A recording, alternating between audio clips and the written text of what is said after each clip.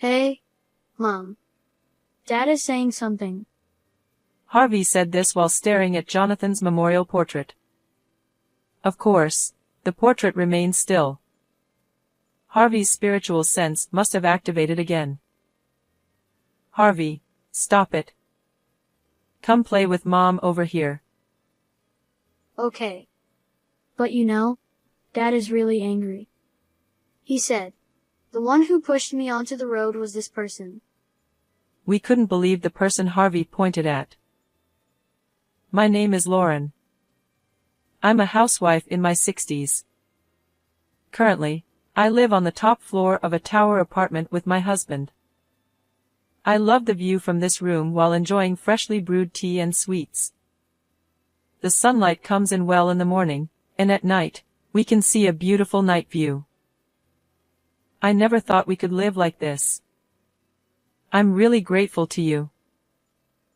At times like this, people usually hold a champagne glass and eat cheese while enjoying the night view, but for us, tea and sweets are just right. Ha ha ha. We haven't always lived this dreamlike life. It was only recently that we could. My husband, now the president of a major company, had a tough journey to get there. We married in our 20s, but we both came from humble backgrounds. We had to earn our own living. My husband worked late every night, and I took a part-time job as an office cleaner between raising our son to make ends meet. I'm sorry for the hardship. I'll make it easier for you one day. Let's hang in there. It's okay. I'll support you. Let's do our best together. Even in such a life, we lived with consideration for each other. Our small luxury during those tough times was buying sweets occasionally and sharing them. 8 years ago, our hard work paid off. My husband, naturally talented in his work, was promoted to director. He then left the company to start his own business, fulfilling his dream of becoming a president. Though still busy, he now takes proper days off, and we spend time together. Our relationship remains good. Lately, my husband has talked about a successor. Considering his age, he hopes to pass the company to our only son in the future. One day, while I was washing dishes, my phone rang. Wiping my hands quickly, I answered and saw my son's name displayed. Hello? Mom, it's been a while. How are you? Thanks to you, I'm well. It's rare for you to call. Actually, I have someone I want to marry. Can I bring her to meet you? The little boy I once knew was now grown up, ready to start a family. It was good news, and I felt relieved. Congratulations. Of course, you can. I'm looking forward to it. The day my son brought his fiancée, I was nervous, unable to calm down. What should I wear? Does she drink coffee or tea? My husband laughed and tried to calm me down. Calm down. As I hurried with the preparations, the doorbell rang. I'm home. Soon, my son and his fiancée entered the house. Nice to meet you. I'm Mia. This is a small gift for you. Mia handed us a paper bag with famous confectionaries. Oh, thank you. Let's enjoy them together. This tea will go well with these sweets, I said, making tea while talking to myself. Mia seemed like a graceful woman, with an elegant way of speaking and manners. She worked for a major company and planned to continue working after marriage to share the burden. Jonathan, she's a wonderful person. Please, stop, Harry. Dad, Mom. Next time, please meet Mia's family too. Yes. Mia, please take care of him.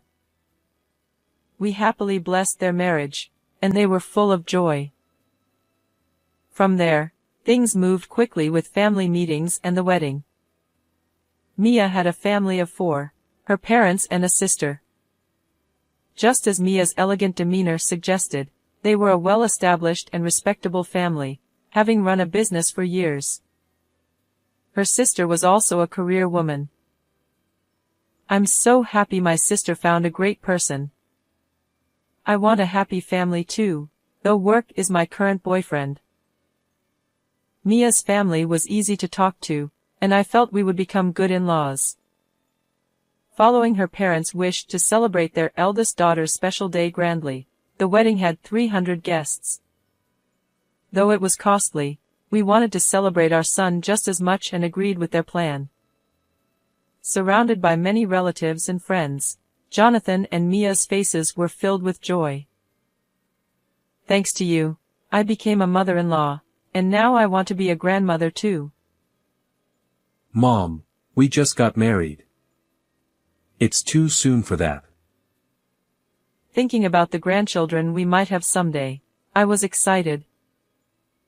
2 years later, Jonathan and Mia had a child, and they named him Harvey. He was our first grandchild and was very precious to us.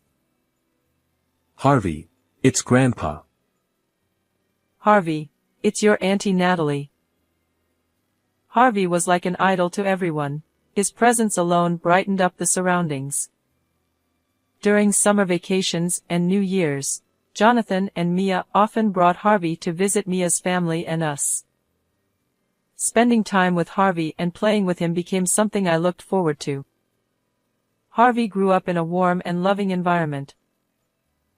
However, when Harvey turned 3, he suddenly started saying, "What's wrong? Why are you leaving?" "Harvey, there's no one there. Come back here." Harvey would walk to the empty balcony and talk to someone. I brought him back, puzzled by his actions. I asked Mia about it. "Hey, does this happen often? You know, seeing things that aren't there?" "Yes, it's been happening more lately." I was worried and took him to the hospital, but the doctor said there's nothing wrong. I've heard that kids with strong spiritual sensitivity might act like this. We just have to keep an eye on him. Harvey was very dear to us, but his strange behavior made me uneasy. Little did I know that Harvey's mysterious ability would later lead to a certain incident. Some time later, one night. Lauren. Something terrible has happened. He shook me awake in the middle of the night, and I groggily sat up. "What is it? What's wrong at this hour?" Mia just called. Jonathan was in a car accident and is in critical condition. What? I don't remember much after that. Somehow, I found myself at the hospital, rushing to Jonathan's room. But Jonathan had already passed away. "Jonathan. Don't leave Harvey and me. Please." My husband and I stood there in shock, unable to believe what was happening.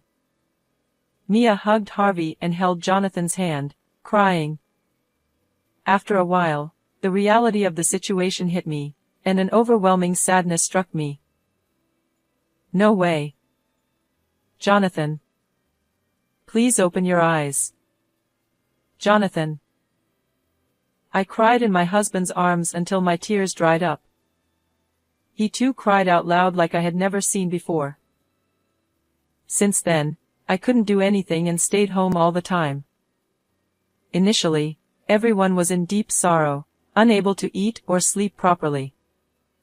But as sad as it is, time passed, and people around me gradually began to recover. However, my heart remained hollow. My husband tried to take me for walks, and Mia and Harvey visited to check on me, but I couldn't move forward. Time just passed, leaving me behind. And before I knew it, we had reached Jonathan's first death anniversary. Time flies so fast, doesn't it? It feels like just a moment ago, Jonathan was here, looking so happy. The memorial service concluded without any issues, and I, who had been staying indoors most of the time, got a chance to talk to Mia's parents and Natalie, whom I hadn't seen for a while. It must have been really tough losing such a wonderful young man. But I'm sure he's watching over us from above. Maybe so. He was such a bright child. If there's anything we can do, please don't hesitate to let us know. Thank you. But the one who's suffering the most is Mia. Mia looked at Jonathan's portrait. No, but the time Jonathan, Harvey, and I spent together was really wonderful. Jonathan was the kind of person who hugged Harvey and me every day. He really was a wonderful person, wasn't he? You're lucky to have been loved so much, sis. It might have been the first time since the wedding that everyone smiled so broadly. In the peaceful atmosphere, my heart started to feel a little lighter. Then, Harvey began to act strangely. He would stare intently at Jonathan's portrait, then look around restlessly. Yeah. Harvey was muttering something to himself. Harvey? Hey, Mom. Dad is saying something. Harvey said this while looking at the portrait. Of course, the portrait of Jonathan remained still. I thought it was just Harvey's sixth sense acting up again. Harvey, stop it. Why don't you come over here and play with Mommy? Yeah, but Dad is really angry. Angry? Jonathan is angry? Harvey, what is Dad angry about? Then, Harvey suddenly stood up and walked toward someone. In that moment, unbelievable words came out of his mouth. He says it was this person who pushed him into the road. We couldn't believe our eyes when we saw who Harvey was pointing at. What? It was Mia's younger sister, Natalie. Wait, stop joking around. Harvey, what are you saying? Come on, let's go play somewhere else. No, I won't. Dad says I shouldn't go near Natalie. He says she's the one who did it. Harvey spoke clearly and with a firm tone. The peaceful atmosphere was shattered, and everyone's eyes turned toward Natalie. Natalie, what is going on? Please stop. Harvey, you mustn't joke like that. Everyone, it's just a child's words, don't believe him, okay? I don't feel well, I'm leaving. Unable to bear the situation, Natalie hastily ran away. Natalie, wait. What is this about? Unable to understand what was happening, everyone there chased after Natalie. We spent hours looking for Natalie, but couldn't find her. We searched the nearby park, around her house, and called her phone multiple times, but there was no answer. By late afternoon, we saw a small crowd gathering by the riverbank. In the midst of the crowd was Natalie. Stop, please. Let go of me. As we approached, we saw several police officers surrounding Natalie. One of the officers noticed us and jogged over. Excuse me, that's my sister. What's going on? We're arresting Natalie on suspicion of murder. What exclamation question mark? Jonathan's death, which had been ruled a traffic accident, had always had some suspicious points, and the police had been investigating. The accident occurred late at night with few witnesses, but discrepancies in the driver's account and dashcam analysis raised questions. Under the surface, the police had been treating Jonathan's accident as a potential crime, and now, they had arrested Natalie as the suspect. The police had been monitoring her for a while. I didn't do it. Let me go. Struggling as she was taken away by the police, her parents could do nothing but watch, Watching Natalie being taken away right before our eyes felt surreal, like a bad dream. After Natalie's arrest, we were emotionally drained. Jonathan's death, Natalie's arrest, so much had happened in the past year. It was hard to believe that Natalie, our own family, was the perpetrator. During questioning, Natalie reportedly said, "When my sister first introduced me to Jonathan, I wanted him too. I kept telling him to date me instead of my sister, but he never paid any attention. So I wanted him gone." Her crime was driven by jealousy toward Mia. Knowing this fact left Mia utterly exhausted and mentally drained. She lost her husband to her own sister, who was now in police custody. Natalie continued to remain silent about any further details, and as time passed, we were left with no more answers. Despite the dark cloud over both families, we had to move forward. Eventually, people stopped talking about the incident. One day, while relaxing in the living room with my husband, he spoke up. "We're both nearing our 70s. I had hoped Jonathan would take over my position. But I think it's time to pass the CEO role to the next generation and for us to enjoy a more relaxed life together. What do you think?" "You're still full of energy. But yes, we've been through a lot. Maybe a more leisurely life isn't a bad idea." My husband, who had always been strong, must have been deeply tired as well. We decided he would step down from the front lines and hand over the company to his successor. A year later, "Harry, I will do my best from today." "Yes, Mia. Please take care of everything." That's right. Mia had taken over the position of CEO. To mark this transition, my husband and I, along with Mia and Harvey, started living together. Lauren, thank you so much for taking care of Harvey. It's a huge help. It's fine. You'll be busy with the company now, right? We're happy to spend time with Harvey, so rely on us as much as you need. Thank you. With Jonathan's death and Natalie's arrest, Mia was plagued by guilt and always wanted to help us. When she heard about my husband's retirement, she volunteered to become CEO. Although there were objections from within the company, my husband's strong recommendation secured Mia's position. Mia worked tirelessly every day, while my husband and I took care of Harvey. It was like a second round of parenting for us. Grandpa, Grandma, I have a sports day coming up, so you have to come and watch. Oh, really?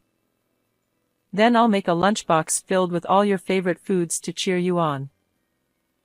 Yeah. Make sure to include the omelet. Also, I have a dance performance. Do you think I'll be able to dance well? Those conversations were such happy moments. Mia, who had become CEO, worked hard, and my husband said, "I'm glad I entrusted the company to Mia.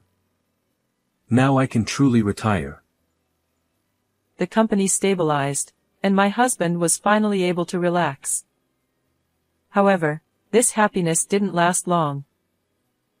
Mia started coming home late every night, spending her weekends out, and we barely saw her. We told her we wished she would stay home more often, but Mia always refused. "I'm sorry, I have a client meeting, so I'll be late. I have a business trip, so please take care of Harvey for 3 days." She left Harvey with us and never spent time with him. She often came home drunk. "Mia, you're drinking too much. You need to be more careful." "It's fine. I was entertaining clients. It's part of the job." She would slur her words, and my husband and I could only look at each other and sigh. One day, on a company holiday, Harvey's strange murmurs returned while we were relaxing in the living room. Dad, don't be angry. Don't be mad at Mom. Harvey said, pressing his ears and furrowing his brows in distress. Harvey? Are you hearing Jonathan's voice again? Yeah. Dad is really angry. But I don't quite understand what he's saying. Maybe he's upset about Mum coming home drunk every night. I joked. No. It's not that. Dad is scary. Harvey replied, fearfully. Jonathan was angry. I felt that something bad might be happening again. With that intuition, I called a detective agency, suspecting that something was wrong with Mia's recent behavior, and requested an investigation into her actions, trips, and dining locations. A week later, I received the investigation results. The findings were shocking. Mia wasn't doing her job as president, she was embezzling company funds for her affairs. She stayed at luxury hotels with men under the guise of business trips and charged everything to the company's card. She bought branded goods and spent exorbitant amounts at host clubs every night. She also sent company money to her parents, who lived lavishly with new houses and cars. Mia's parents, who were supposed to be running a business, had practically abandoned it since she became president. Harvey's murmurs had revealed the truth. I urgently summoned Mia. Today, I'm busy with meetings, so make it quick. I showed her the investigation results. What is the meaning of this? Oh, so I've been found out. Fine, I'll tell you everything. Mia acknowledged the facts with a creepy smile. I married Jonathan for the money. He was supposed to be the next president. But Jonathan was too laid back, showing no signs of becoming president anytime soon. So I figured I'd become president instead. Mia then revealed something even more unbelievable. I also instructed Natalie to do what she did. I didn't expect her to get caught, but she claimed responsibility to protect me. That's the truth. My anger reached its peak. What do you think of Jonathan? This is the lowest. Jonathan died because of you. You're the lowest. Flaunting your wealth and luxurious lifestyle. I grew up poor, so I deserve to enjoy this. My parents are happy too. I was infuriated by Mia's lack of guilt. Your family is so selfish. Killing Jonathan for your own gain. You're not human. We're all scarred by this. Being deceived is your fault. You're worse than I imagined. Jonathan is pitiful. Mia, you're no longer family. You'll resign as president immediately. I'll inform the company later. Get out now.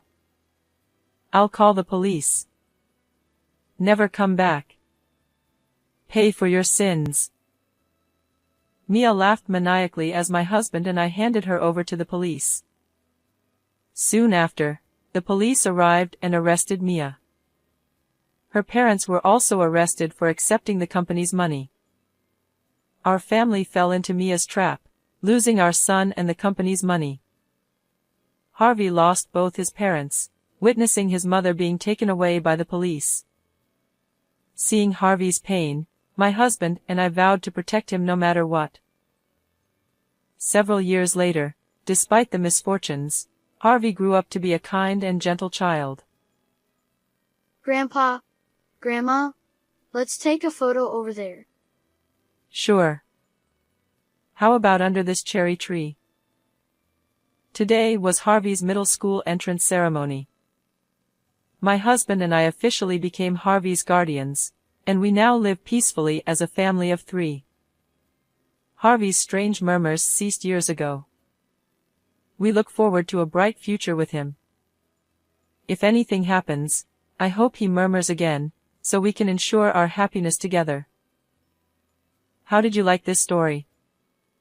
Don't forget to subscribe to our channel. See you in the next video.